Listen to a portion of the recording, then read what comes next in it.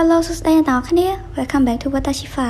ថ្ងៃនេះមានបានយករឿងថ្មីមកសម្រាប់ជូនអ្នកទាំងអស់គ្នារឿងនឹងទៅចេញតែចង់ខែបែរនោះទេដើម្បីចង់ដឹងថារឿងរបស់យើងវាឈាមឈប់និងភ្លាវដល់កម្រិតណាឥឡូវយើងចូលទៅកាន់សាច់រឿងយើងទាំងអស់គ្នាចាប់ផ្ដើមសាច់រឿងដំបូងគេបានបង្ហាញអំពីក្មេងស្រីម្នាក់ដែលត្រូវបានឪពុកស្អិតបន្ទោសយ៉ាងខ្លាំងដោយសារតែនាងជាមូលហេតុដែលធ្វើឲ្យម្ដាយរបស់នាងស្លាប់ប៉ុន្តែនៅក្នុងសាច់រឿងមួយនេះគេមិនបង្ហាញថាហេតុអ្វីបានជាម្ដាយរបស់នាងស្លាប់នោះទេនាងមានឈ្មោះថាស៊ូស៊ូណេបងប្រុសរបស់នាងមានឈ្មោះថាជីនតាមិនអាចជួយអ្វីប្អូនបានឡើយគាត់បានត្រឹមតែឈរមើលប៉ុណ្ណោះឪពុកក៏បានយកស៊ូស៊ូណេទៅឃុំនៅក្នុងបន្ទប់មួយទោះបីជានាងសុំទោសនឹងអវល់យ៉ាងណាក៏ដោយក៏ឪពុករបស់នាងមិនខ្វល់ឡើយបន្ទាប់ពីនោះមកជីនតាគាត់ក៏បានទៅរកស៊ូស៊ូណេប៉ុន្តែមិនឃើញនាងឡើយគឺស៊ូស៊ូណេនាងបានរត់គេចខ្លួននិងបានបង្វេញផ្លូវនៅពេលដែលជីនតាមកដល់នាងបានប្រាប់ឲ្យជីនតាត្រឡប់ទៅផ្ទះទៅរស់នៅជាមួយឪពុកវិញទៅហើយបំភ្លេចនាងចោលប៉ុន្តែជីនតាមិនទៅទេក៏បាននាំប្អូនស្រីរត់ចេញពីភូមិនេះពួកគេរត់មកដល់ខ្ទមមួយហើយក៏បាននាំគ្នាសម្រាកនៅទីនោះទៅបងប្អូនវ័យក្មេងពីរនាក់ដែលបានរត់ចេញពីផ្ទះ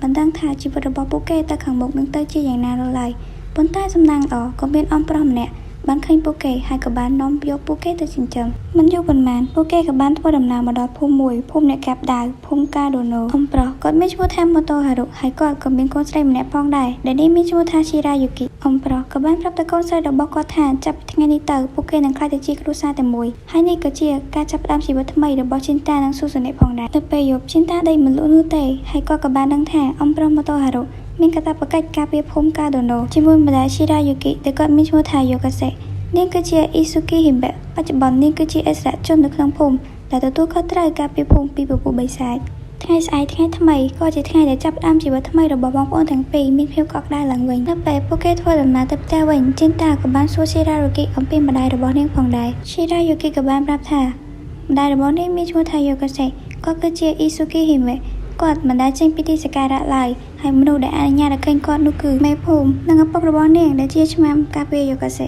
ច្បាប់និយាយថាអ៊ីស៊ូគីហ៊ីមេមិនអាចតាក់ទងជាមួយមនុស្សធម្មតាបានទេព្រោះវាអាចធ្វើឲ្យខុសអំណាចដ៏បរិសុទ្ធរបស់នាងពេលមួយថ្ងៃទៅមួយថ្ងៃអំប្រុសម៉ូតូហារុក៏បានបង្រៀនក្បាច់ដើមមួយចំនួនទៅឲ្យជីនតាផងដែរប៉ុន្មានឆ្នាំកន្លងផុតទៅពួកគេក៏បានធំពេញវ័យដែលឈីរ៉ូយ៉ាគីបានក្លាយទៅជាអ៊ីស៊ូគីហ៊ីមេបន្តពីម្ដាយរបស់នាងហើយជីនតាក៏បានក្លាយទៅជាអ្នកការពារភូមិកាដូណូពួកគេក៏បានប្រជុំនិយាយគ្នាអំពីការស្លាប់របស់អំប្រុសម៉ូតូហារុដែលអំឡុងពេលពួកគាត់កំពុងតែប្រយុទ្ធជាមួយនឹងពួកបិសាចហើយរឿងដែលពួកគេទៅធ្វើបន្តមកគឺ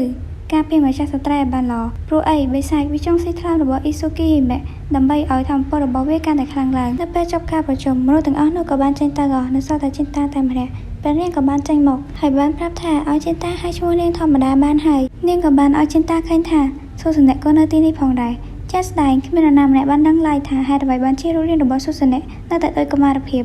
ដោយសារតែផ្នែកម្ខាងចម្លែករបស់នាងទើបស៊ូស៊ូណេមិនដែលបង្ហាញខ្លួនឲ្យអ្នកភូមិបានឃើញឡើយតាមច្បាប់អ៊ីស៊ូគីហ៊ីមេមិនអនុញ្ញាតឲ្យនរណាឃើញឡើយក្រៅពីឆ្លងការពាររបស់នាងនឹងមេភូមិប៉ុន្តែស៊ូស៊ូណេក៏បានលួចចូលមកនៅពេលដែលជីនតាបានដឹងថាមាននរណាគេនឹងមកទីនេះស៊ូស៊ូណេក៏បានលាពួកគេចាក់ចេញទៅបន្តិចក្រោយមកមេភូមិក៏បានមកដល់គាត់បានស្នើសុំឲ្យជីនតាចេញទៅក្រៅទៅគាត់មានរឿងចង់និយាយជាមួយព្រះនាងបន្តិចហើយយើងបានឃើញថាមានបិសាចពីរនាក់បានមើលពួកគេពីចម្ងាយប៉ុន្តែយើងមិនបានដឹងថាពួកវាមានកម្រងធ្វើអ្វីនោះទេពីវិថ្ងៃក្រោយមកព្រះនាងក៏បានលួចចេញពីទីសក្ការៈបូជាដើម្បីចំណាយពេលមួយថ្ងៃជាមួយនឹងជីនតាមើលទៅជីវិតបងប្អូនទាំង3នាក់របស់ពួកគេហាក់ដូចជាមានសុភមង្គលណាស់ស៊ូស៊ូណេពិតជាសប្បាយចិត្តណាស់នៅពេលដែលឃើញពួកគេទាំងពីរបែបនេះប៉ុន្តែមើលទៅនាងហាក់ដូចជាលះអារម្មណ៍អ្វីមួយយ៉ាងឈីរ៉ាយូគីបានចំណាយពេលពេញមួយថ្ងៃជាមួយនឹងជីនតាអ្នកនៅក្នុងភូមិពិតជាភ្ញាក់ផ្អើលនឹងសម្រស់របស់ឈីរ៉ាយូគីណាស់ព្រោះពួកគេមិនដែលឃើញឈីរ៉ាយូគីពីមុនមកឡើយព្រោះនាងគឺជាអ៊ីស៊ូគីហ៊ីមេពួកគេបានញ៉ាំអីជាមួយគ្នានិងដើរលេងជាមួយគ្នានៅកន្លែងរ៉ូម៉ាន់ទិកទីបំផុតឈីរ៉ាយូគីក៏បានប្រាប់ទៅជីនតាថានាងត្រូវរៀបការជាមួយនឹងកូនប្រុសរបស់មេភូមិដែលជាគីយ៉ូម៉ាសាដែលជាផ្នែកនៃភារកិច្ចរបស់នាងជាអ៊ីស៊ូគីហ៊ីមេមេភូមិបានស្នើសុំឲ្យនាងបង្កើតអ្នកស្នងមរតកដើម្បីកាដូណូជាអកុសលជីនតាមិនអាចខ្លាចជាដៃគូជីវិតរបស់ឈីរ៉ាយូគីឡើយដំបូងឈីរ៉ាយូគីមានគំនិតចង់ក្រត់កិច្ចពីទីនេះហើយទៅរស់នៅជាមួយនឹងជីនតាប៉ុន្តែនាងដឹងថាជីនតាមិនធ្វើបែបនេះឡើយព្រោះពួកគេមានកាតព្វកិច្ចរៀងៗខ្លួនវាពិតជារឿងដ៏គួរឲ្យឈឺចាប់ខ្លាំងបំផុតនៅពេលដែលមនុស្សពីរនាក់ស្រឡាញ់គ្នាប៉ុន្តែមិនអាចកសាងជីវិតជាមួយគ្នាបានក៏ដោយសារតែពួកគេមានទំនួលខុសត្រូវរៀងៗខ្លួនកាត់ចូលមកដល់ថ្ងៃស្អែកពួកគេបានដឹងថាមានបិសាចពីរនាក់តែងតែខ្លំមើលពួកគេព្រះនាងបានឲ្យគេយកម៉ាសានៅទីនេះដើម្បីការពារភូមិកាដូណូហើយជីនតាចូលទៅក្នុងព្រៃបំពេញតួនាទីជាឆ្មាំមកដល់ក្នុងព្រៃជីនតាក៏បានជួបនឹងបិសាចមួយនោះប៉ុន្តែគាត់ជួបតែមួយនោះទេ ហើយចិនតាក៏បានកាត់ដៃរបស់វាផងដែរវាបានពន្យាពេលខណៈពេលដែលបិសាចមួយទៀតបានទៅរកស៊ូសនេបិសាចមួយនឹងក៏បានដឹងថាស៊ូសនេស្រឡាញ់បងប្រុសបង្កើតរបស់ខ្លួនឯងនាងក៏បានបញ្ចុះបញ្ចូលស៊ូសនេទៅតាមផែនការរបស់នាងដែលឲ្យស៊ូសនេឃើញពីអនាគតបន្តិចទៀតដែលជីរ៉ាយូគីនឹងរៀបការជាមួយបុរសផ្សេងស៊ូសនេនាងមិនចង់ជឿទេថាជីរ៉ាយូគីបានក្បត់ចិនតាទៅបិសាចមួយនោះក៏បាននាំនាងទៅមើលតែផ្ទាល់ពីមកចិនតាវិញក៏បានសួរទៅបិសាចនោះថាហេតុអ្វីបានជាវាចង់សម្លាប់អ្នកភូម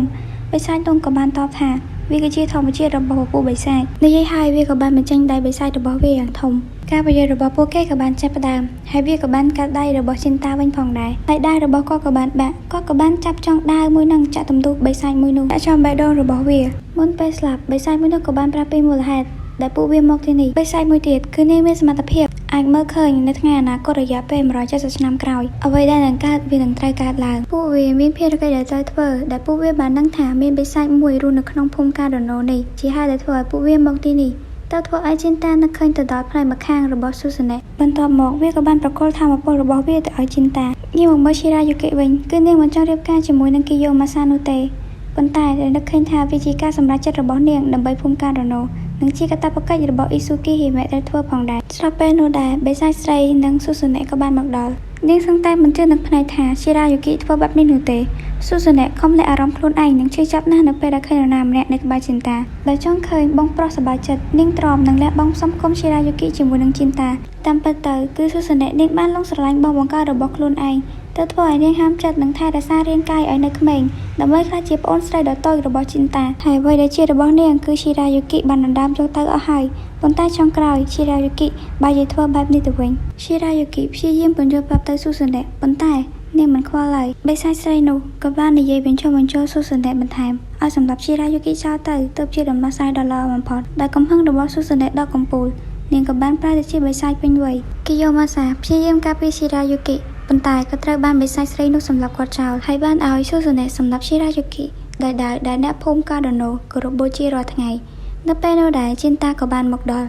ឈីរ៉ាយូគីក៏បានរត់ទៅអោបចិនតាជាអកុសលស៊ូសាណេក៏បានកាត់ក្បាលរបស់ឈីរ៉ាយូគីតែចិនតាកំពុងតែអកុសលខ្លួនរបស់នាងចិនតាពិតជាតក់ស្លុតខ្លាំងណាស់គាត់ភាំងស្មារតីដែលមិននឹកស្មានថាវាគឺជាការពិតស៊ូសាណេបានកាន់ក្បាលនិងចាក់ខ្លួនរបស់ឈីរ៉ាយូគីដោយភាពខុសខើគាត់សឹងតែមិនជឿថាបិសាចមួយនេះគឺជាស៊ូសាណេដែលជាប្អូនស្រីរបស់គាត់ស៊ូសាណេបានបញ្យល់ប្រាប់ថានាងធ្វើបែបនេះនឹងគឺព្រោះតែចិនតានឹងឯងឈីរ៉ាយូគីនាងនឹងត្រូវរៀបការជាមួយនឹងបុរសផ្សេងហើយនាងមិនមែនជាមនុស្សស្រីល្អនោះទេនាងគឺជាស្រីក្បត់ហើយហេតុផលទាំងអស់នេះនឹងគឺចិនតាមិនគួរណាការទុកឡើយគាត់គួរតែសប្បាយចិត្តដោយស៊ូសាណេមិនបានដឹងថារឿងនេះគឺចិនតាបាននិយាយជាមួយឈីរ៉ាយូគីរួចហើយចិនតាប្រៀបដូចជាមនុស្សឈួតដែលគិតថាស៊ូសាណេពីមុនគឺបានស្លាប់បាត់ហើយគាត់បានដេញសម្លាប់ស៊ូសាណេដោយកំហឹងរបស់គាត់ទៅធ្វើឲ្យគាត់បញ្ចេញនៅដៃបិសាចតែគាត់ទៅទទួលបានអំពីបិសាចនោះអំបញ្ញមិញស៊ូសាណេក្មេងស្រីឆោតល្ងងមិនស្ដាប់ហេតុផលទៅជាសហ៊ានធ្វើអ្វីគ្រប់យ៉ាងព្រោះតែស្រឡាញ់បងប្រុសនៅពេលដែលឃើញចិនតាធ្វើបែបនេះដាក់នាងអស់ជំនឿនឹងគាត់ទៀតហើយបងប្អូនទាំងពីរក៏ព្យាយាមសម្លាប់គ្នាទៅវិញទៅមកនៅពេលដែលចិនតាចង់សម្លាប់ស៊ូសាណេបិសាចស្រីនាងក៏បានយកខ្លួនរបស់នាងមករងនាងលះបង់ជីវិតរបស់នាងដើម្បីឲ្យស៊ូសាណេរត់គេចខ្លួនពួកនាងនឹងថានៅថ្ងៃអនាគតនឹងមានរឿងអ្វីកើតឡើងដែលឃើញថាបងប្រុសជាទីស្រឡាញ់ចង់សម្លាប់ខ្លួនបែបនេះបានធ្វើឲ្យស៊ូសាណេស្អប់អ្វីៗគ្រប់យ៉ាងហើយនាងនឹងបំផ្លាញមនុស្សនិងអ្វីៗទាំងអស់ដែលមាននៅក្នុងពិភពលោកនេះចោលឲ្យអស់ហើយនាងនឹងត្រឡប់មកវិញនៅថ្ងៃណាមួយបិសាចស្រីនោះពិតជាសប្បាយចិត្តណាស់ទោះបីជានាងត្រូវស្លាប់ក៏ដោយព្រោះនាងបានសម្រេចបំណងរបស់នាងរួចហើយត្រឹមតែមកប្រព្រឹត្តភ្នែកអ្វីៗក៏ត្រូវបានបំផ្លាញចោលអស់នៅថ្ងៃបន្ទាប់មនុស្សនៅក្នុងភូមិកាដូណូមួយចំនួនបានភៀសខ្លួនចេញពីភូមិហើយគ្រួសារដែលធ្លាប់តែកក់ក្ដៅនោះក៏លែងមានទៀតដែរចិនតាសម្រេចចិត្តថាគាត់នឹងចាក់ចេញពីទីនេះដើម្បីហ្វឹកហាត់ខ្លួនឲ្យកាន់តែខ្លាំងសម្រាប់ការពារមនុស្សពីពួកបិសាចជាពិសេសនឹងគឺស៊ូសាណេគាត់ត្រូវបង្ខំចិត្តសម្រាប់ភាពជាបិសាចនៅក្នុងខ្លួនរបស់ស៊ូសាណេដើម្បីការពារអ្នកភូមិនិងមនុស្សគ្រប់គ្នាចិនតាគាត់បានខ្លាចជាបិសាចផងដែរប៉ុន្តែគាត់អាចគ្រប់គ្រងវាបានគាត់នឹងមានភាពជាមនុស្សច្រើននៅក្នុងខ្លួនទីបំផុតមេភូមិបានសុំទោសទៅកាន់ចិនតាដែលគាត់បានដឹងហើយថាចិនតានិងឈីរ៉ាយូគីមានទំនាក់ទំនងស្នេហាជាមួយគ្នាប៉ុន្តែគាត់បានបង្ខំឲ្យឈីរ៉ាយូគីរៀបការជាមួយនឹងកូនប្រុសរបស់គាត់ដើម្បីឲ្យកូនប្រុសរបស់គាត់សប្បាយចិត្តនិងប្រយោជន៍របស់ភូមិកាដូណូផងដែរដើម្បីជាការសុំទោសគាត់បានប្រកល់ដាវយ៉ារ៉ៃរបស់អ៊ីស៊ូគីហ៊ីមេដែលអ្នកភូមិតែងតែគោរពបូជាទៅឲ្យចិនតានិងកសាងទីសក្ការៈមួយជាចាយដីដែលមានឈ្មោះថាចិនតាហើយដោយចិនតាបានទទួលបានដាវយ៉ារ៉ៃទៅតាមប្រពៃណីគឺត្រូវតែបដូរឈ្មោះចិនតាទៅជាចិនយ៉ា จะไปในหมกจินตากับบ้านพระชมูตัวจีจินยาให้กว่ากับบ้านจะจิ้งไปพรมนี้เตอนั่งไงในตอนนี้อภิสตีมวยยามาเช่นมาแล้วตีเป็นจับหายแต่ใบเจ้านังทานนักพิบันตอบวิมีเรื่องเพลียวชินังเตียดก็พลิกตามต่างออกเนี่ยให้แอดมินจะลองให้ไฟนอลให้ซ่อมกำลังจะปีนต่างออกขึ้นติ๊กแมวอะไรนะซ่อมกำลังจะนั่งบัดจะเมื่อไม่เรียนแต่ทะเลจอยไม่เลยโอเค bye see you next episode thank you guys